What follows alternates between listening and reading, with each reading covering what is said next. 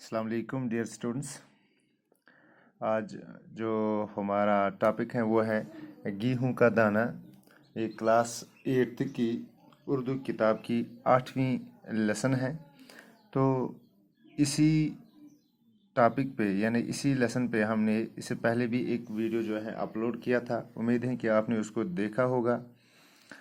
आज हम उसमें हमने इसका पहला पैराग्राफ पढ़ा था और आज हम उसे आगे पढ़ने की कोशिश करेंगे। तो मेरी फिर आपसे यही गुजारिश होगी कि आप अपनी किताब जो है आपकी जो उर्दू किताब है उसको खोलकर अपने सामने रख लीजिएगा, ताकि इसमें जितने भी मुश्किल अल्फाज होंगे उनको आप बआसानी समझ सकोगे और पढ़ सकोगे। तो मेरी आपसे यही गुजारिश है। तो इससे पहले जो हमने इसी लेसन पे जो वीडियो अपलोड किया था वहाँ पे हमने यहाँ तक पढ़ा था, इसका पहला पैराग्राफ पढ़ा था। चूँकि ये गेहूं के दाने की कहानी है तो यहाँ तक हमने पढ़ा था। आज हम यहाँ से आगे पढ़ने की कोशिश करेंगे। हमने यहाँ तक देखा था कि एक मुसाफिर था, कुछ बच्चे खेल रहे थे वहाँ पे। उन्होंने गेहूं का दाना जो है उठाया था। क्योंकि वो इतना बड़ा था, उनको ये महसूस हो रहा था कि ये शायद अंडा है। तो इस तरीके से उन्होंने वहाँ से एक मुसाफिर गुजरा और उन्होंने उनसे कुछ पैसे दिए और उसको मोल लिया, उसको ख़रीद लिया। और इस मुसाफिर ने शहर जाकर इस गेहूं के दाने को बादशाह के राजा, जो वहाँ शहर का राजा था, उसके हाथ बेच दिया। तो वहाँ के जो दरबारी थे, राजा के जो दरबारी थे, उनको भी कुछ समझ में नहीं आ रहा था कि ये गेहूं का दाना है या अंडा है। यानी इतना बड़ा गेहूं का दाना था। फिर वहाँ पे एक बर्ड आई, चील आई, तो उसने उसमें छेद कर दिया। तो उन्हें मालूम हुआ कि दरअसल ये गेहूं का दाना ही है। उसके बाद राजा ने जो है हुक्मनामा जारी किया है कि आप किसी मतलब ज़मींदार को आप लेकर आ जाइए। उसे हम पूछताछ करेंगे, उसे हम कहेंगे कि इतना बड़ा गेहूं का दाना किस इलाके में पाया जाता है, ये कैसे उसको उगाया जा सकता है। तो आज हम इससे आगे पढ़ने की कोशिश करेंगे। सिपाहियों ने एक बूढ़े किसान को दरबार में हाजिर किया। वो 2 लाठियों के सहारे चलता था। इसके बाल सफ़ेद थे, उसके मुंह में एक दांत भी न था। अब सिपाही जो राजा के थे, वो चले गए हैं, गाँव में चले गए हैं। उन्होंने एक बूढ़े किसान को वहाँ पे देख लिया और इस बूढ़े किसान को क्या किया है, इस बूढ़े किसान को दरबार में हाजिर, बादशाह राजा के दरबार में हाजिर किया। लेकिन ये बूढ़ा इतना बूढ़ा था, इतना ज़ईफ इंसान था कि ये 2 लाठियों के सहारे यानी ये खुद नहीं चल सकता था, 2 लाठियों के सहारे चलता था। इसके सर के बाल जो थे वो बिल्कुल सफ़ेद थे। उसके मुंह में कोई भी दांत मौजूद नहीं था और उसको बहुत कम सुनाई देता था। दूसरा, इसको कम सुनाई देता था, उसको सुनाई भी नहीं दे रहा था। राजा ने गेहूं का दाना उसके हाथ में रखा। बूढ़े ने उसे उलट पलट कर देखा और उंगलियों से छूकर अंदाज़ा लगाया कि ये क्या चीज़ है। क्योंकि राजा ने उसको इस गेहूं का दाना जो राजा के पास था, उसने उसे ये दिया कि इसे पहचान लो, ये कौन सी चीज़ है। क्योंकि ये जो बूढ़ा था, ये उसे उंगलियों से उलट पलट कर देख रहा था, छू रहा था, अंदाज़ा लगा रहा था कि ये कौन सी चीज़ है। थोड़ी देर तो वो चुप रहा, फिर बोला, सरकार, मैंने कभी ऐसा गेहूं न बोया है और न देखा है, लेकिन मेरे वालिद शायद इस गेहूं के बारे में कुछ बता सके। अब इस जमींदार ने बादशाह से क्या कहा कि मैंने अपनी ज़िंदगी में इस तरह के गेहूं को कभी न देखा है, न बोया है, न खाया है। शायद मेरे वालिद साहब जो हैं वो आपको इस बारे में बता सकेंगे। इस पर राजा ने हुक्म दिया कि किसान के बाप को दरबार में हाजिर किया जाए। ये किसान बहुत ही बूढ़ा था। अब राजा ने हुक्म जारी किया, ये किसान जो था, जो यहाँ पे 2 लाठियों के सहारे आया, अब इसका जो वालिद साहब हैं उन्हें आप दरबार में हाजिर करो। वो एक लाठी के सहारे चलता था और इसके एक आंख अभी काम करती थी। राजा ने गेहूं का दाना उसके हाथ पर रखा और पूछा, बड़े मियाँ, क्या आपने इतना बड़ा गेहूं देखा है? अब यानी जो यहाँ पे समझने की बात है, जो पहला किसान आया था वो 2 लाठियों के सहारे चल रहा था। उसकी आंखों की रोशनी भी चली गई थी। उसके कान भी खराब हो चुके थे, वो किसी चीज़ को देख नहीं पाता था। अब जो उसका बाप आ गया था, बाप यानी जब वो किसान बूढ़ा था तो उसका बाप उससे ज़्यादा बूढ़ा होना चाहिए था, उसकी आंखें वगैरह सब कुछ खराब होनी चाहिए थी। लेकिन यहाँ पे मसला उसके बरअक्स है। जब उसका बाप आ गया, पहले ज़मींदार का, पहले किसान का जब बाप आ गया तो वो उसे थोड़ा अच्छा था। कैसे अच्छा था? ये किसान बूढ़ा तो था, लेकिन ये एक ही लाठी के सहारे चलता था। पहला किसान यानी उसका जो बेटा था वो 2 लाठियों के सहारे चलता था, लेकिन ये किसान जो है एक लाठी के सहारे चलता था। दूसरा, पहले किसान की दोनों आंखें खराब हो चुकी थी, लेकिन इसकी एक आंख भी काम कर रही थी। ठीक है। इसी तरीके से राजा ने गेहूं का दाना जो है उसके हाथ में दिया और उससे दरियाफ्त करने की कोशिश की। क्या आपने इस तरीके का गेहूं कभी देखा है, कभी बोया है, कभी खाया है? आप मुझे इसके बारे में कुछ मालूमात फराहम कीजिए।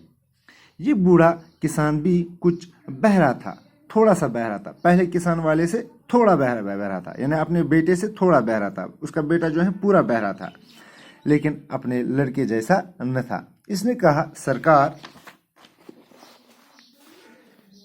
मैंने आज तक कभी इतना बड़ा गेहूं न बोया है, न देखा है, और न कभी मोल भी लिया है। यानी मैंने इस जैसे गेहूं को अभी तक न देखा है, न बोया है, न खाया है, न काटा है, न कभी किसी से खरीद लिया है। क्योंकि हमारे ज़माने में मोल लेने का रिवाज न था। क्योंकि हमारा जो ज़माना था उसमें हम एक दूसरे से चीज़ें जो है नहीं खरीदते थे। याद रखने की बातें हैं, कुछ इंपॉर्टेंट पॉइंट्स यहाँ पे हैं। यानी उसके ज़माने में एक दूसरे से वो चीज़ें नहीं खरीदते थे, तो क्या करते थे? हम अपने खेतों में इतना उगाते थे कि मोल लेने का सवाल ही पैदा न होता था। यानी वो इतना मेहनत करते थे, उनके जितने भी खेत थे वो इतना उगाते थे, उनमें मेहनत करके, मेहनत कश लोग थे वो इतना उगाते थे कि उन्हें कभी भी मोल लेने की ज़रूरत नहीं, यानी किसी भी चीज़ को खरीदने की ज़रूरत नहीं पड़ती थी। यानी वो मेहनत करते थे। उन दिनों रुपया पैसा भी न था। दूसरा, रुपया पैसा वो बिल्कुल भी न था। हमारे गेहूँ आज के गेहूँ से बड़ा न था। ये कह रहा है कि उस ज़माने में, यानी उस आदमी, इस किसान के ज़माने में, एक ना तो पैसे थे, दूसरा मोल लेने का रिवाज भी नहीं था, तीसरा हमारा गेहूं आज के गेहूं से बड़ा न था, और जो गेहूं आज पाए जाते हैं वो उससे बड़े नहीं होते थे। मैंने अपने वालिद की ज़बानी इतने बड़े गेहूं का जिक्र तो सुना है। यानी अब ये दूसरा किसान कह रहा है कि मेरा वालिद साहब इसके बारे में जिक्र कर रहा था। मैंने उससे ये सुना था, इस गेहूं के बारे में सुना था। आप उनसे दरियाफ्त कर लें। अब ये दूसरा किसान कह रहा है कि मेरा जो बाप है, मेरा वालिद साहब हैं, वो भी जिंदा हैं, आप उनसे दरियाफ्त ये कर लें। अब उस बूढ़े किसान को भी हाजिर किया गया। यानी पहला वाला किसान जो आ गया वो बिल्कुल बूढ़ा हो चुका था, दोनों आंखें जो हैं खराब हो चुकी थी, टांगें खराब हो चुकी थी। उसके बाद उसका बाप आ गया, ठीक है ना, उसका बाप आ गया। अब लास्ट वाला किसान ये दूसरे वाले का बाप है, यानी पहले वाले का दादा आ गया। अब पहले वाले का दादा आ गया। अब ये तीनों जिंदा हैं, यानी ये दादा, बाप और बेटा, ये तीनों अभी जिंदा हैं। अब इस बूढ़े किसान को भी हाजिर किया गया, यानी अब उनके पहले वाले के दादे को, दूसरे वाले के बाप को हाजिर किया गया। वो दरबार में जवां की तरह बगैर किसी सहारे के चलता हुआ आया। अब उसके पास ना कोई, यानी दोनों टांगे बिल्कुल ठीक, वो अपने टांगों पे चलता था। उसके हाथ पांव मजबूत थे, हाथ भी मजबूत थे, पाँव भी मजबूत थी। उसकी आंखें भी चमक रही थी, उसकी आंखें भी ठीक थी, और वो बहरा भी न था, वो पूरा सुन रहा था। राजा ने गेहूं का दाना उसके हाथ में दिया। उसने जैसे ही इस गेहूं को हाथ में लिया तो हमारी खुशी के उछल पड़ा और बोला, ये तो मेरे ज़माने का गेहूं है।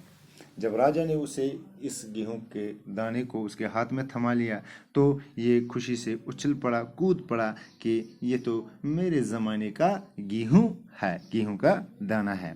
राजा ने पूछा, बड़े दादा, क्या आप बता सकते हैं कि ऐसा गेहूं कब और कहाँ पैदा होता था? अब राजा ने सवाल पूछा, आप मुझे इसकी डिटेल बताइए, आप मुझे इसकी दलील बताइए कि इस जैसा गेहूं कैसे आप उगाते थे, इस जैसा गेहूं किस इलाके में पाया जाता था और कहाँ पाया जाता था।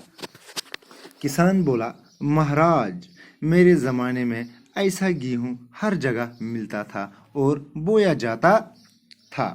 अभी किसान बोला, मेरे आका, ये जो इस तरह का गेहूं मेरे ज़माने में हर जगह बोया जाता था और हर जगह ये मिलता था। मैंने अपनी जवानी में ऐसा गेहूं बोया भी है और खाया भी है। जब मैं जवान था तो मैंने अपनी जवानी में इस तरह के गेहूं को बोया भी है और खाया भी है और काटा भी है। किसान ने जवाब दिया, सरकार, राजा ने पूछा, बड़े दादा, क्या ऐसा गेहूं बाजार में बिकता था? राजा ने अब पूछा उससे, क्या इस तरह के गेहूं जो है बाजार में कभी ये बिकते थे?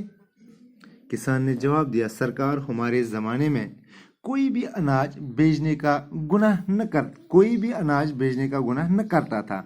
हम में से कोई भी पैसे का नाम न जानता था। हर एक के पास अपनी ज़रूरत के मुताबिक गेहूं होता था।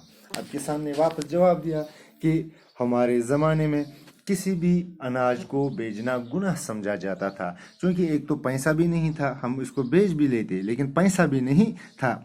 हम में से कोई भी पैसा का नाम नहीं जानता था। हर एक के पास अपनी ज़रूरत के मुताबिक गेहूँ, यानी हर एक इंसान के पास जितना उसका खर्च होता था उसके हिसाब से उसके पास गेहूँ होता था। तो आज डियर स्टूडेंट्स, आज हम यहाँ तक पढ़ेंगे। तो अब इसका लास्ट पैरा जो है रह गया है, वो इंशाल्लाह हम नेक्स्ट वीडियो में पढ़ेंगे। और इसके जितने भी यहाँ पे क्वेश्चंस हैं या खाली जगह हैं या अल्फाज माने हैं, यहाँ पे कुछ अल्फाज माने हैं, इनको आप घर में याद भी कर सकते हो, क्योंकि किताब को पढ़कर आपको बहुत ज़्यादा मालूमात हासिल हो सकती हैं। इनको आप याद कर लीजिएगा। यहाँ तक मैंने पढ़ाया है, इसमें जितने भी मुश्किल अल्फाज होंगे उनको आपने देखा होगा और आपको पढ़ने में आसानी भी होगी। तो इंशाल्लाह नेक्स्ट वीडियो में एक तो हम इसका लास्ट पैराग्राफ पढ़ेंगे, दूसरा इसके जितने भी सवालात होंगे उनको भी हम पढ़ेंगे। तब तक के लिए खुदा हाफिज़। अस्सलाम वालेकुम।